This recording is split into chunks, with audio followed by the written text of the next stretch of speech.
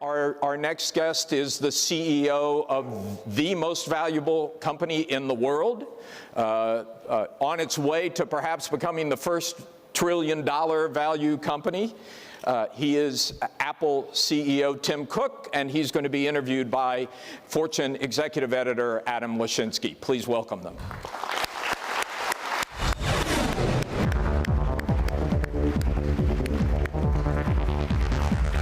Thank you, Alan, and welcome, Tim. Thank you. Great to be here.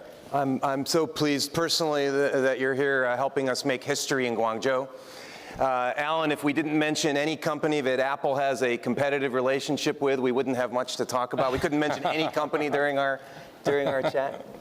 I know you've been here all week, so we have a lot of exciting things to talk about, but I wanted to start by looking back. Apple has a rich history with China, and you have a rich history with China because you've been traveling here a long time. Could you share a thought on that and also reflect on what has changed? Yeah, I came to China for the first time in maybe a quarter century ago. So that's the reason my hair is gray by now. And it's just been a sea change. I mean, you think about it now, some of the most modern cities in the world are in China. In the mid-90s, you wouldn't find any modern cities of the world here. The infrastructure that is going on in China, whether you know it from the moment you land in the airport to the roads, is just extraordinary. The most modern in the world, arguably. I think the other thing that you feel is that over that period of time, there's a lot more openness than there was in the mid-90s. Maybe not where we'd all like to be, but it's come an extraordinary distance. Also, China at that time was, at least from our point of view, was focused mainly in China. Now China plays a leadership position for the world in many different areas, and so it's like a different country. If you were to come in when I did and you went to sleep for the 25 years and you were parachuted back in, it would be unrecognizable. As if you were a supply chain Rip Van Winkle. That's right. That's right. Well, let's plunge into talking about Apple's business in China, Tim. Perhaps give everybody a quick overview of the many things that Apple does here. Yeah, it's China has extraordinary skills. And so probably the part that is the most unknown is there's almost 2 million application developers in China that write apps for the iOS App Store. And these are some of the most innovative mobile apps in the world, and the entrepreneurs that run them are some of the most inspiring and entrepreneurial in the world. Those are sold not only here, but exported around the world. Also in the manufacturing space, China has moved into very advanced manufacturing.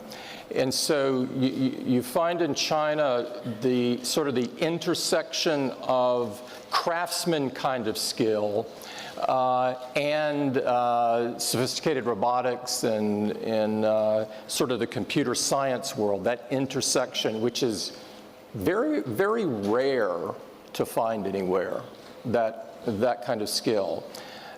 Which is very important for our business because of the precision and quality level that we like.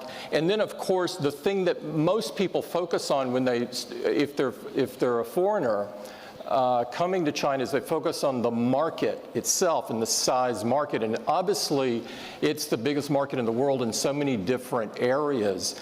But for us, the number one attraction is the quality of people. And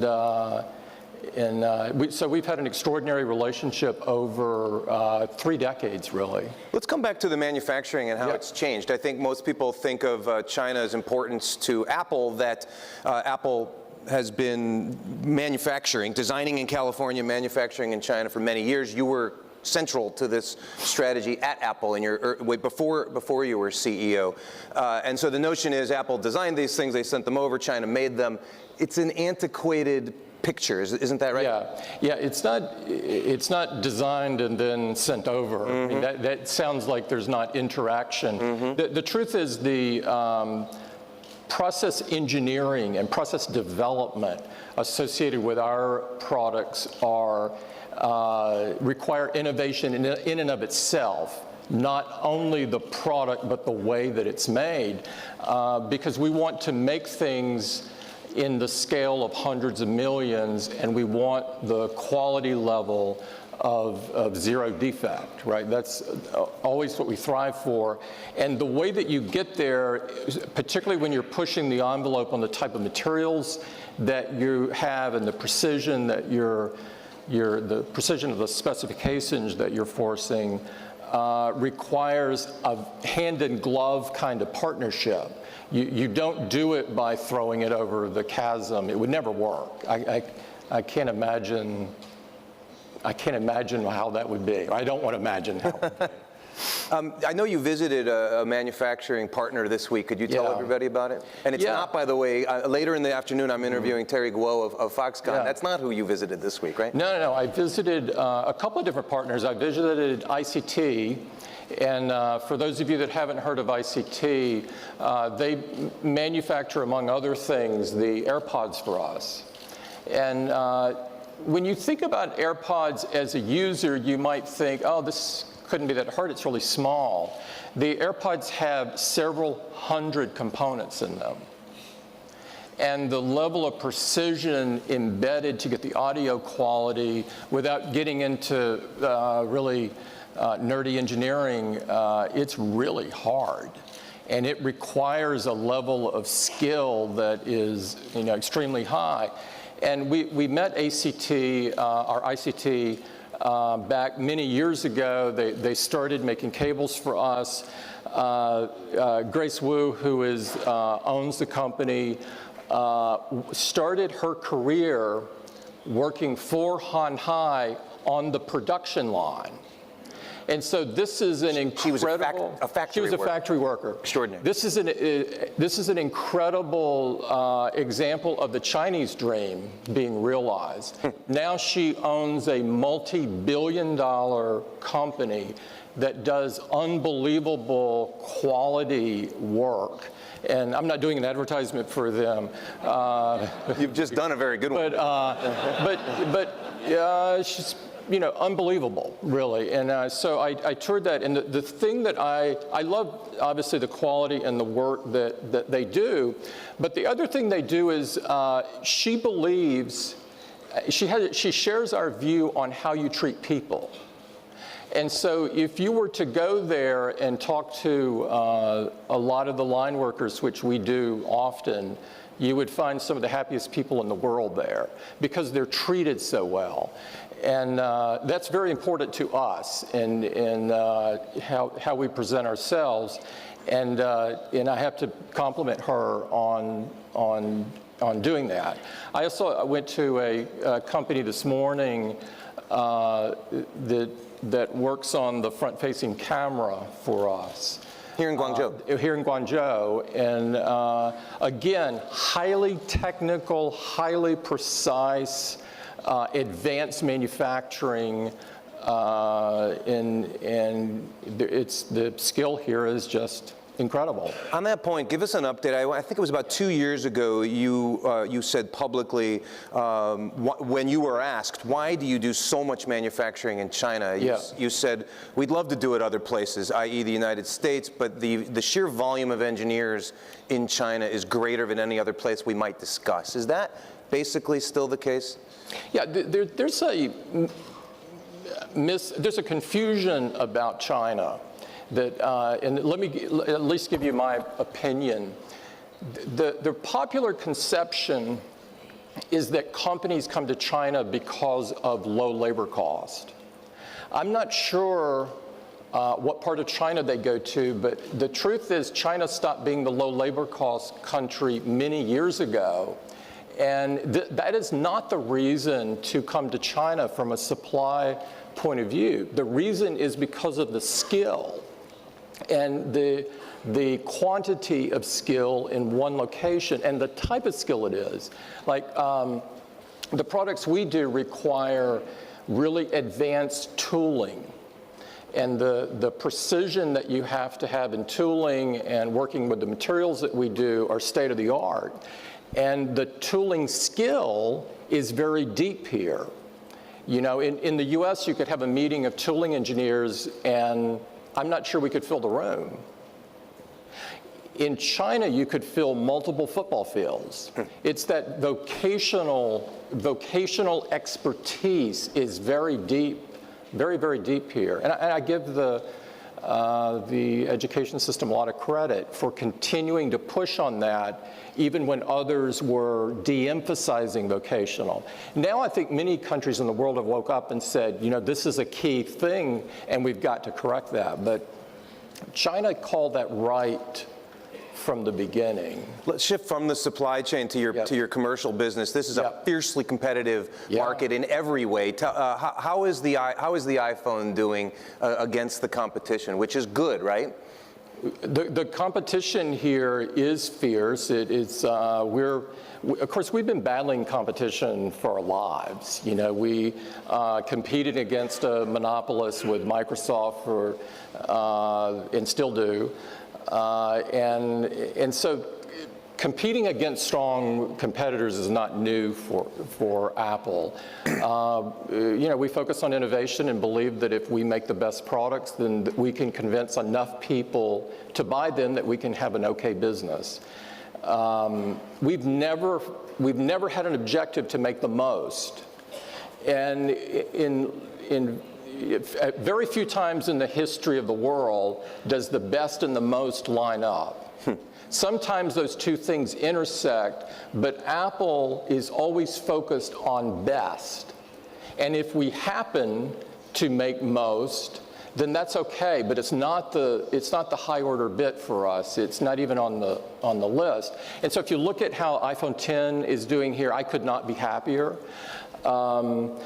We had a few quarters of negative growth on a year-over-year basis. We returned to double-digit growth last quarter, even before the iPhone X ship. You're talking about Greater China now. I'm talking about Greater China, but mainland China would look even better because in Greater China you have Hong Kong, and Hong Kong has been pressured for some period of time, and so it feels really great, and you know, we love being here.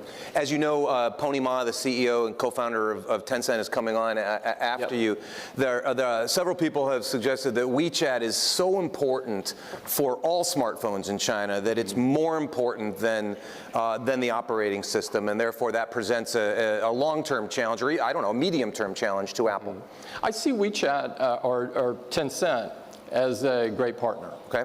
And so I probably have a different view than the popular view, and think very highly of Pony in particular. For us, think about it from our point of view, is we have, give or take, 15% share in the smartphone market in China.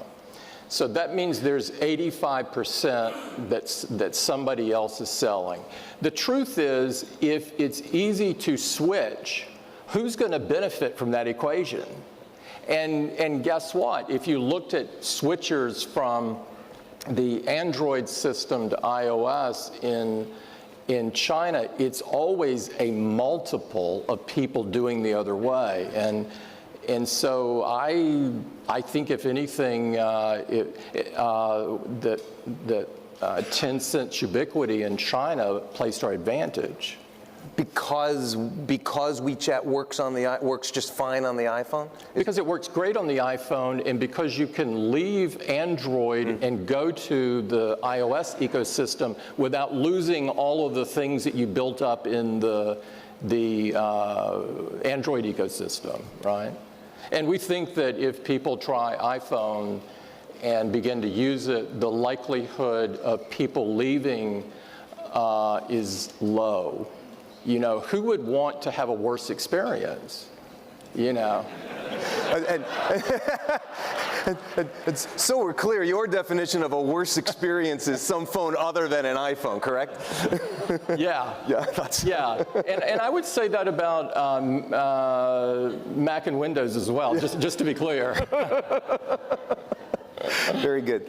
You've had a very busy week. You started your week here in China at the Internet conference in Wuzhen. Yeah. I want to quickly read a quote from the speech that you gave there. You said, "I believe in our capacity to make this world work for everyone, not because of technology itself, but because of the ways we choose to use it. We all have to work to infuse technology with humanity," you said. Yeah. What did you mean by that? What were you trying to get at with the word humanity? Well, Apple has always stood at the intersection of technology and the liberal arts and the humanities. And so what does that mean, really? It means that we try to put the user the center of everything we do. And so we're trying to make the user experience great. That is our focus. And we think a lot about the consequences or what our products can be used for that are not good. And we try our best to come up with ways to diminish the things that aren't good and amplify the things that are. What's some examples of that? Take texting while driving. This is an awful thing. No one should do that. So what we did in the latest iOS 11 is your phone is going to shut down notifications and messages while you're driving. And you're going to have to, you can override it if you wish, but we're trying to give people a tool to do the right thing. Another example, for years, and we've been criticized for this quite a bit in some cases, for years since the beginning of the App Store, we've always curated what was in the store. Why we've done this is because we felt as a platform owner, we had a responsibility to make sure terrorist kind of content didn't get in the App Store and hate speech didn't get there and pornography and all these things that you'd never want your kids looking at. And so we've had that review from the beginning. And so we really try to think about the consequences of the products we create, the downstream things. And I think that it is increasingly important in a world where technology can now do virtually anything, or is on a path to do anything. And can be used for negative It can purposes. be used for negative purposes, and it's important that the creators put humanity at the center of their creations. And so it's the perfect segue to Apple's criticized for everything, by the way. At some point. I get criticized for breathing. That one I haven't heard. But For the territory. But in the West, there was criticism of your having shown up at Wuzhen at all, because some people feel that it was an endorsement of the government's internet policies, otherwise known as the censorship, et cetera. Your reaction to that criticism? Well, I never base, I don't know how you guys do this, but I never base my actions on a poll of how people are going to feel about it and whether I'm going to take any criticism. If I did, I'd never do anything, honestly.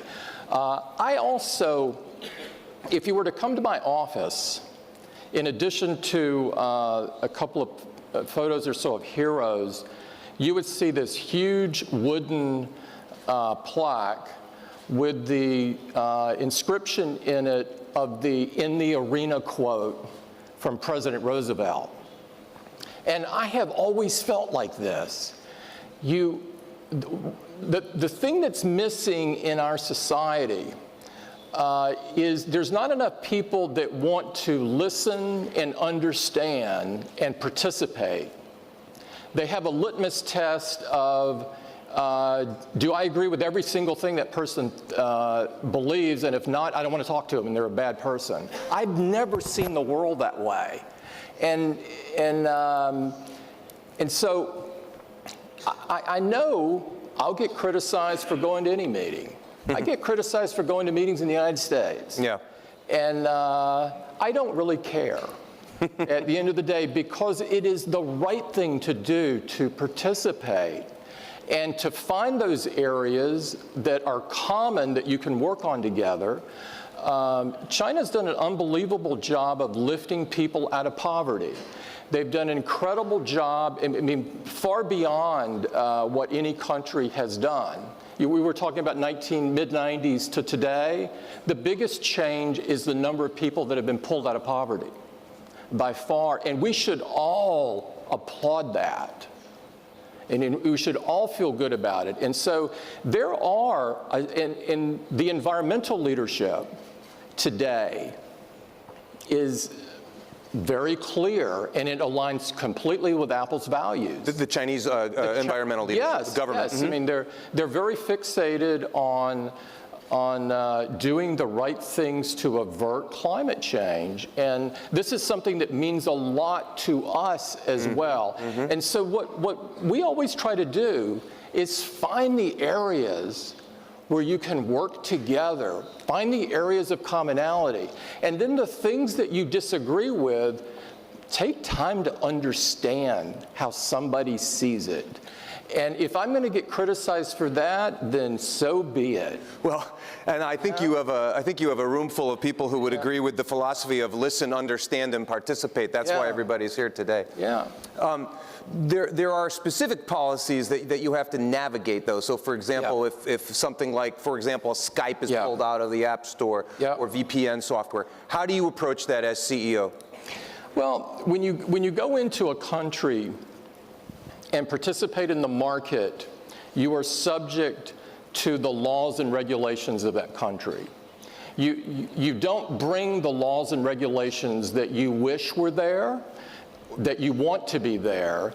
You have the laws and regulations of that country. And so from my American mindset, I believe strongly in freedoms. They're at the core of what an American is. And I have no confusion on that. And I think anybody that knows me knows how I view those things. But I also know that each country in the world decides their laws and their regulations. And so your choice is, do you participate? Or do you stand on the sideline and yell at how things should be? And my own view very strongly is you show up and you participate. You get in the arena, because nothing ever changes from the sideline. You know, nothing ever changes from there. And so my hope over time is that some of these things, the couple things that have been pulled, come back. I have great hope on that and great optimism on that. Are you optimistic because of any conversations you've had this week? Well, I don't want to reveal any kind of personal conversations, so confidential conversations. But I'm just saying that I look at things maybe a bit differently than most. I have this 25-year view of China. Yeah. So I've seen so much change in that quarter of a century. And to me, the arc of that is clear. Yep. Now, it doesn't mean that it's a straight line, but honestly speaking, in no country in the world is progress a straight line, right? That would include the United States for sure. I would love to take your questions with the time we have left. Please raise your hand. We'll bring a mic to you. There's one right here, and the mic is coming to you very quickly. Please identify yourself. Sure. My name is Aaron Yu, Mr. Cook, and I'm representing Stora Enso, which is a Nordic company, and I'm heading their China operation here. In fact, we are playing a role in China in your global supply chain, and I'm delighted to be part of that. Thank you. You talk about a lot of your reflection over the past 3 decades regarding China development and the good things about China. However, talk about the supply chain definitely costs play a vital role, and that's what I'm dealing on a daily basis with your supply chain, folks. And I'm I think a lot of people share the same concern that the cost is going up in China. Although, there's a good things about it. However, cost, again, going to be very important. So in your point of view, what does it take for China to continue evolve its advantage in the context of rising labor costs and continue sustain majority of your supply chain in China? How can it maintain its supply chain? The key for all developing countries is to continually advance. And so the key is advanced manufacturing and to build skills and craftsmen, the intersection of craftsmen and programming that can't be replicated or is difficult to replicate. It's bringing the total. Companies that only focus on low-cost labor, there are other countries, but that's not our focus. Our focus is quality, making the best, innovation. Those things are at the top of our list. There's one right here. I don't see, someone's coming right behind you, sir. There you go. Right there, yep. Based on what you said about... I'm sorry, please identify yourself. Oh, sorry, George Yip, Imperial College Business School. Based on what you said about innovation and processes in China, are you worried that this will overtake Apple's advantages in product innovation? What I believe, I see it differently than you do. I think you see it as win-lose. What I see is that China is already incredibly innovative in so many areas. And there are apps and business models that could only have been created here. I went to a bike sharing company the last time I was in Beijing. That idea could be used in almost every country in the world, but arguably it could only have been created here. I went to a company a couple of days ago that has integrated everything from the review of a restaurant to the ordering to the paying. They've done an unbelievable job to the delivery. Everything in one company, I would give them an A+. I went to a company that is in the e-game space. In addition to publishing and creating games, they run arenas and they've created a sport. How many people do you know that's created a sport in their life? This is really cool. And they've done it. It could only have been created here. And so because a country does well, doesn't mean another one does badly. I don't subscribe to that. I subscribe to mutual win-win. And so from an Apple point of view, we're going to keep doing what we've been doing. We're going to keep innovating. And we know we've got to keep that up to stay at the top, and we're going to keep doing it. I see one back there. It's going to have to be a quick question and a quick answer, please. Keith Krach, chairman of DocuSign. Tim, let me ask you this. In terms of what you see the Chinese government doing in terms of driving the digital transformation for their country, what would you say would be 3 things maybe that they're doing that would be good for the United States to do that we're not? Thank you, Keith. I think that both countries have a lot to do in this area, is the truth, is that China's very fixated right now, rightfully so, on reform in the state-owned entities. And this is a major task, and all of them could benefit greatly from a digital transformation. The U.S., from an e-government point of view, is way behind the Singaporean government, the UAE government, et cetera. And so there's great benchmarks out there. Both countries could learn from that. And so each country, I think, has a number of things that they can do in the digitization process, and probably, both have a long roadmap ahead there. A lot of improvement left. Tim, yep. It's been a privilege for me, and I know it's been a privilege for this entire room. Thank you for being with us. Thank you.